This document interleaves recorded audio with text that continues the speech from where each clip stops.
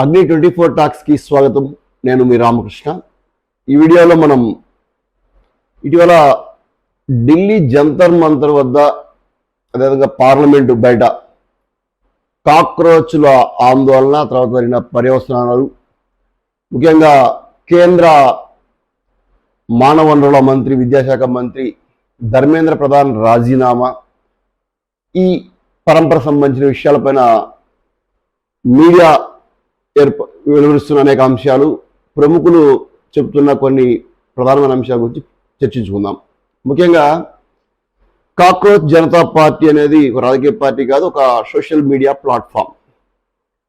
అమెరికాలో ఉండే కొందరు భారతీయ యువకులు దీన్ని ఏర్పాటు చేయడం, చేసినాక లక్షల్లో దీనికి ఫాలోవర్స్ రావడము, వీళ్ళందరూ ఎక్కడి వాళ్ళని చూస్తే Pakistan, China, America, Canada, Bangladesh ఇలాంటి ఇతర దేశాల్లో ఉండే వ్యక్తులు దీనికి ఫాలోవర్స్గా ఉండడము, ఇదంతా భారతదేశంలో ప్రస్తుతం ఉన్న ప్రభుత్వానికి వ్యతిరేకంగా మాట్లాడుతున్న యొక్క పరిణామాలు. దాంట్లో ఇవన్నీ కూడా హ్యాష్ట్యాగ్లు పెడితే ఫాలో అవుతున్న పరిస్థితి మనం చూసాం.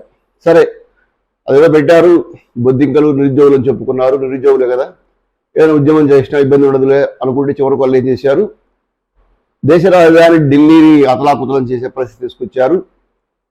విద్యాశాఖ మంత్రిగా ఉన్న ధర్మేంద్ర ప్రధాన్ ఆయన రాజీనామా చేసేంత వరకు తీసుకెళ్లారు, రాజీనామా చేయించారు. సో దాంతో ఏమంటారు, ఇప్పుడు మేము విజయం సాధించాము, ఈ విజయానికి తిరుగులేదు, ఇది విద్యార్థుల విజయం, యువత విజయం అని చెప్పేసి నెక్స్ట్ మేము రాజకీయ ప్లాట్ఫామ్ మీద కూడా వస్తున్నాము, భవిష్యత్తులో పోటీ చేసి అన్ని విధాలుగా మేము ముందుంటామని చెప్పేసి ప్రకటించుకుంటూ వస్తున్నారు. మంచిదే, స్వాగతించాల్సిందే. ఎందుకంటే ప్రజాస్వామ్య దేశంలో ఎవరైనా మాట్లాడవచ్చు, ఎవరైనా ఏదైనా చేయవచ్చు. అయితే ఒక పక్క ఈ ఉద్యమం జరుగుతుంది, వెంటనే మంత్రి రిజైన్ చేయకుండా కాస్త కాలయాపన చేశారు. ఈ లోపల అనేక విషయాలు వెలుగులోకి వచ్చాయి. ఒక్కొక్కటి ఈ మధ్య కాలంలో బయటకు వస్తున్నాయి. ఉద్యమం తర్వాత, ముగిసిన తర్వాత ఈ సిజేపీకి వేల కోట్ల ఫండింగ్ వస్తుంది.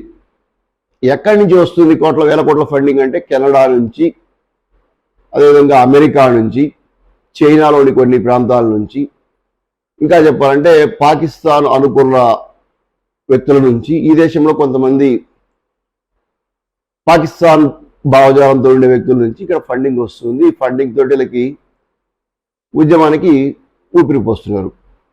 ఈ మధ్యకాలంలో ఉద్యమం జరుగుతున్నప్పుడు చూపించారు, ఈ పిజ్జాలు, బర్గర్లు, తినే పదార్థాలు జొమాటో వాళ్ళు ఇట్లా ఏదైతే ట్రాన్స్పోర్ట్ చేస్తున్న వాళ్ళు స్వచ్ఛందంగా వచ్చి ఇచ్చిపోతున్నారని చెప్పేసి, ఉద్యమానికి వాళ్ళు ఊపిరి పోస్తున్నారని చెప్పేసి ఒక పెద్ద డ్రామా ఆడారు. దీంట్లో నిజాలు తెలిసేదంటే, దీని మొత్తానికి కూడా ఒక ఫండింగ్ ఇచ్చే వ్యక్తి ఆర్డర్ పెట్టి మొత్తం అక్కడ ఇచ్చిరండి మీరు, వాళ్ళు ఇచ్చినట్టుగా విద్యార్థులు ఆర్డర్ ఇస్తే వచ్చినట్టుగా మేమే స్వచ్ఛందంగా ఇస్తున్నట్టు ఇచ్చిన వాళ్ళు మీకు ఇది మేము ఇస్తున్న గిఫ్ట్ అని చెప్పేసి ఎక్కువ మొత్తాల్లో డబ్బులు ఇచ్చి వాళ్ళతోటి ఆహారం పంపించి మేము స్వచ్ఛందంగా ఇస్తున్నాం ఆహారం ఉద్యమానికి, మేము కూడా నిరుద్యోగమే కాబట్టి ఉద్యోగాలు రావాలనేది అందరికీ కోరిక, కాబట్టి మేము దీనికి సపోర్ట్ చేస్తున్నామని చెప్పేసి ఇస్తున్నట్లుగా ఒక ప్రకటన కూడా ఇప్పించారు. అదేవిధంగా ఒక పోలీస్ కానిస్టేబుల్ స్టేజ్కి, ఉత్తరాఖండ్ సంబంధించిన పోలీసు, నేను ఉద్యమానికి బాగా అట్రాక్ట్ అయ్యాను, సిజేపీ ఏదైతే ఉందో కాక్రోచ్ జనతా పార్టీ బాగా ఉద్యమం చేస్తుంది, మంచి ఉద్యమం చేస్తుంది, కాబట్టి నేను పోలీసు ఉద్యోగాన్ని వదిలేస్తున్నాను, దీంట్లో కలిసిపోతాను అని ఒక స్టేట్మెంట్. అంటే అందరూ ఉద్యోగాలు లేవని చెప్పేసి ఉద్యమం చేస్తున్నాము, నీట్ ఇట్లాంటి జరిగితే మేము ఉద్యోగాలు ఎట్లా సంపాదించుకోవాలి, చదువులు ఎలా సాగాలి ముందుకు అనేది మా డిమాండ్ అంటుంటే, ఈయన ఉన్న ఉద్యోగాన్ని వదిలేసినా అని చెప్పేసి ప్రకటించి దీనికోసం ఎవరికైనా పోరాటం చేస్తాడు. చివరకు తేలింది ఏంటంటే అతని ఉద్యోగం ఆల్రెడీ సస్పెండన్లో ఉంది, ఆయన అనేక క్రైమ్స్ దాని మీద పోలీసు మీద ఆల్రెడీ అక్కడ ఇది ప్రకటన ఇచ్చారు, అతను కానిస్టేబుల్గా తప్పుడు పనులు చేస్తుంటే తీసేసామని. ఇప్పుడేదో చాలా భయంకరమైన నేను దేశభక్తుని, నేను దీనికి తప్పక దేనికి సపోర్ట్ చేయలేని పరిస్థితి కాబట్టి నేను రిజైన్ చేస్తున్నాను అని చెప్పి ఒక డ్రామా ఆడాడు, అది తుస్సుమన్నది. ఇలా అనేక జరుగుతున్నాయి. ఇక ఫండింగ్ విషయానికి వస్తే అనేక సోషల్ ఆర్గనైజేషన్స్ వస్తున్నాయి. వాటిల్లో సల్మాన్ ఖాన్ సంబంధించింది కూడా ఒక ఆర్గనైజేషన్ ఉంది, దానికి కూడా వేల కోట్లు వస్తుంటాయి. వీళ్ళంతా కూడా ఈ సిజేపీకి వెనకుండి ఫండింగ్ ఇస్తున్నారు. ఈ ఫండింగ్ మొత్తం కూడా గత 5-6 రోజుల్లో అబ్జర్వేషన్ చేసి మొత్తాన్ని ఆపు చేశారు మోడీ గారు.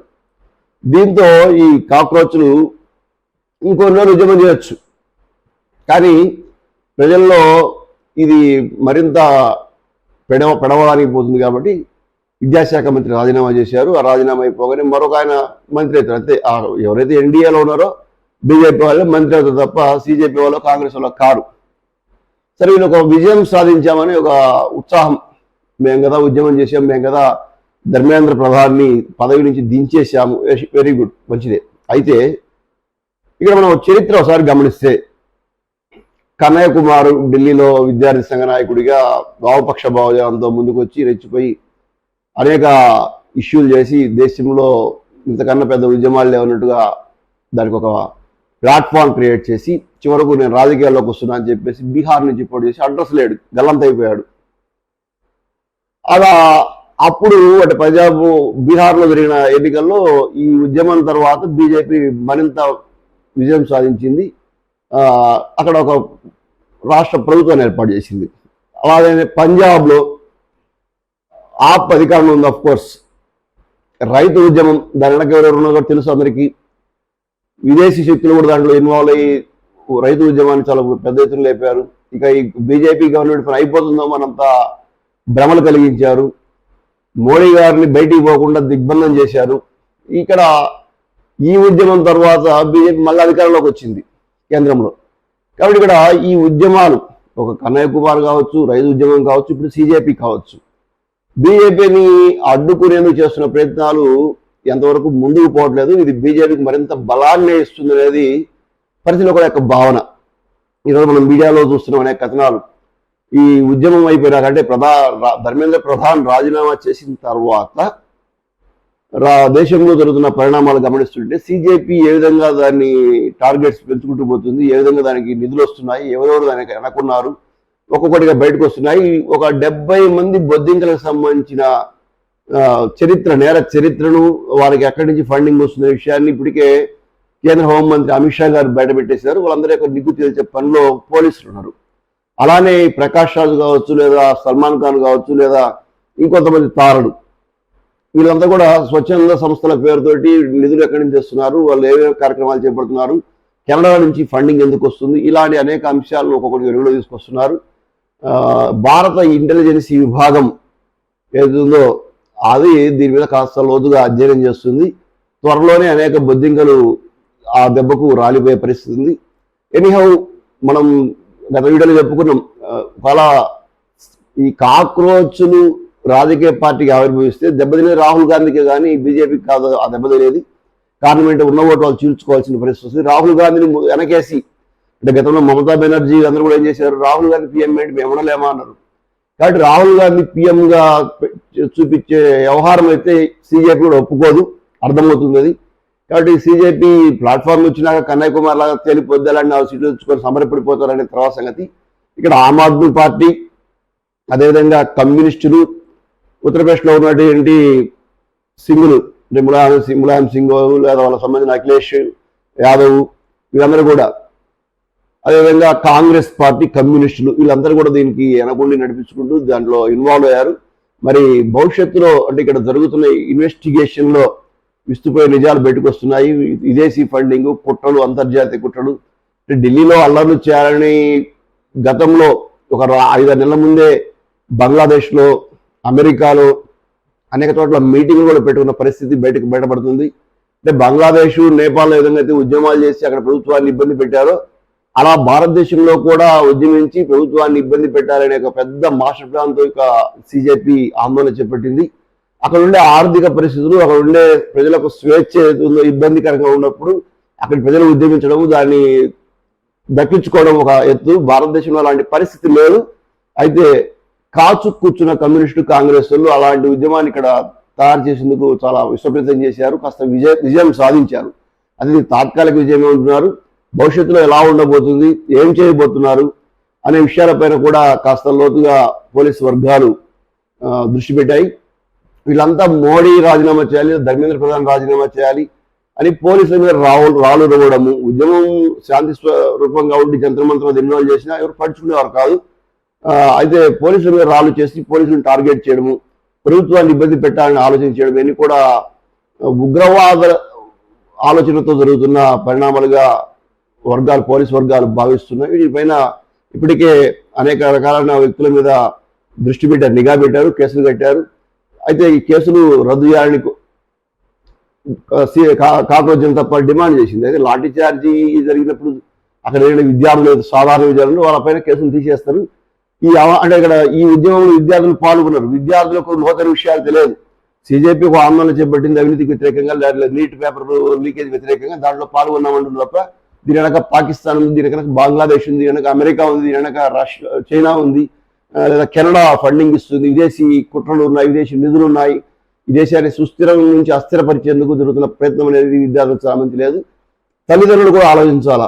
మన పిల్లలు కాలేజీలో చదువుతున్నప్పుడు ఎలాంటి వాటిల్లో పాల్గొంటున్నారు, ఎలాంటి ఉద్యమాల్లో పాల్గొంటున్నారు, రాజకీయంగా వాళ్ళు పావులుగా మారుతున్నారా, విదేశీ శక్తులకు లొంగిపోతున్నారా, విదేశీ శక్తుల మాయాజాలలో పడుతున్నారా, ఇవన్నీ గమనించాలా. పొరపాటున వీళ్ళ మీద ఈ నాసా చట్టము ఇటానికి ఏదైనా యాక్ట్ కనెక్ట్ అయిందంటే ఇక భవిష్యత్తులో వాళ్ళకు ఉద్యోగాలు రావు, ఎప్పుడు కూడా నిరస్తులుగా మిగిలిపోతారు. కాబట్టి ఇవన్నీ కూడా తల్లిదండ్రులు గమనించి ఉద్యమాలు చేసేటప్పుడు ఏదైతే సహేతుకమైందో దానికి వెళ్తే సంతోషించాలి తప్ప చదువుకోమని పంపిస్తే ఇలాంటి తప్పుడు విధానాల ద్వారా విదేశీ మాయాజాలంతో నడిచే వ్యవస్థలకు లొంగిపోతే ప్రమాదం ఉంటుంది అనేది తల్లిదండ్రులు గమనించాలా. భవిష్యత్తులో అటు అమెరికా, రష్యా, చైనా వీటన్నిటికీ ఏమాత్రం తగ్గకుండా భారతదేశం ఆర్థికంగా ముందుకెళ్తుంది. అలాంటి పరిస్థితుల్లో నుంచి భారతదేశాన్ని తప్పించడం కోసం అంతర్జాతీయ కుట్ర జరుగుతుంది. ఆ కుట్రలో భాగంగానే ఇలాంటి ఉద్యమాలు జరుగుతున్నాయి. కాబట్టి దీన్ని కాస్త గమనిస్తే ఇలాంటి ఉద్యమాల జోలికి మన యువత పోకుండా ఉంటుందనే విషయాన్ని గుర్తెరిగి తల్లిదండ్రులు, సమాజం వీటిని గమనిస్తూ ప్రేరేపించాలి, గమనిస్తూ వాటిని నియంత్రించాలని చెప్పేసి ఆకాంక్షిద్దాము. థ్యాంక్ యూ ఫర్ వాచింగ్ అగ్ని 24 టాక్స్. నేను రామకృష్ణ.